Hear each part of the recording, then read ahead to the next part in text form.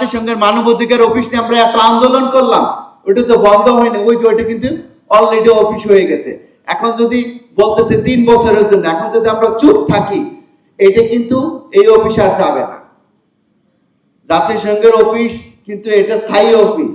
যদি চুক্তি করছে 3 বছর, আর পরবর্তী সরকার আইসে যদি সহজে এটা বাদ দিতে পারবে না। যদি না আমরা সচেতন না হই, তাহলে জাতিসংঘের অফিস শুধু একটা দেশ থেকে গেছে, নেপাল, এবং নেপালে যে সমকামিতা কায়েম হয়েছে সবার আগে সাউথ এশিয়া, এটা জাতিসংঘে ইনভলভ ছিল, মানবাধিকার অফিস। তো এখন যে জিনিসটা হচ্ছে যে এই যে এত কিছু ওয়ার্ল্ডে এত কিছু সমকামিতা এত বড় ইস্যু হয়েছে, কারণ অনেক বিলিয়নিয়াররা ফান্ডিং করছে। এখানে 8 জনের নাম আছে।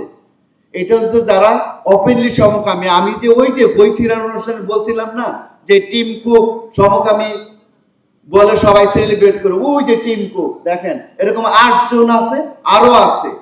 আরো তো আছে যে অনেক প্রতিষ্ঠান যারা সমকামী না, যেমন জর্জ সরোজ, একজন ইহুদি, বা সে তার প্রতিষ্ঠান সমকামিতা বিস্তারে সারা ওয়ার্ল্ডে কাজ করছে। এবং এই জর্জ সরোজের প্রতিষ্ঠান আছে ব্র্যাক বিশ্ববিদ্যালয়, এবং অনেক বছর ধরে এই যে প্রফেসর ইউনুসের সাথেও যোগাযোগ আছে। সো তার মানে দেখেন কিভাবে একটার সাথে একটা লিঙ্ক হয়। এখন যদি দেখেন এই যে আমি যত কিছু বলতেছি আমার এই বইয়ের রেফারেন্সে, তো এখন বাংলাদেশে কিভাবে এই মুভমেন্টটা বিস্তার লাভ করলো। বাংলাদেশে এই মুভমেন্টটা 2005 সাল থেকে কাজ শুরু হয়েছে 1997 সালে এইচআইভির ব্যানারে, কিন্তু প্রথম কাজ শুরু হয় 2005 সালে ব্র্যাকের মাধ্যমে, ফজলে আবেদের মাধ্যমে। উনি এটাকে নিয়ে আসছে, এবং ইন্টারিম গভর্নমেন্টের সময় 2007 সালে তারা আন্তর্জাতিক সম্মেলন করে এটা ঘোষণা করে যে সমকামীদের অধিকার চাই। তখন কিন্তু মানুষ বুঝতে পারে নাই।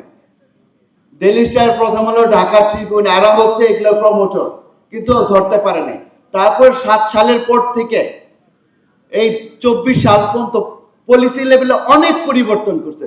পাঠ্যপুস্তকে আসছে, সরকারি যে যত এই যে আপনারা ফর্ম দেখেন, নারী পুরুষের জায়গায় আরেকটা নতুন আসছে, আদার্স, সেক্স ছিল জেন্ডার হয়েছে। এটা কেন?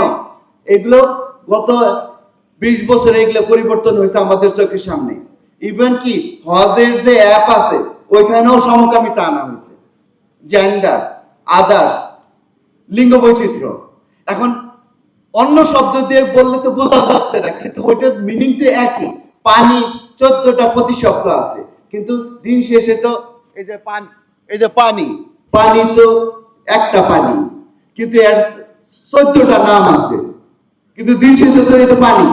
এখন আমরা শুধু পানি শব্দ চিনি, কিন্তু এইভাবে ধোঁকা দেয়। সো দেখেন এই যে ফজলে আবেদ, ওই যে ব্র্যাক ইউনিভার্সিটি প্রফেসর, উনি হচ্ছে শত রিসার্চ, যত কিছু থিঙ্ক ট্যাঙ্ক।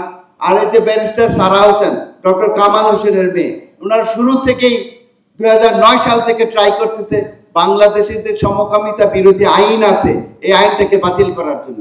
ওই আইনটা বাতিল হয়ে গেলে বাংলাদেশে সমকামিতা লিগ্যাল হয়ে যাবে, তখন আপনি কিছুই করতে পারবেন না।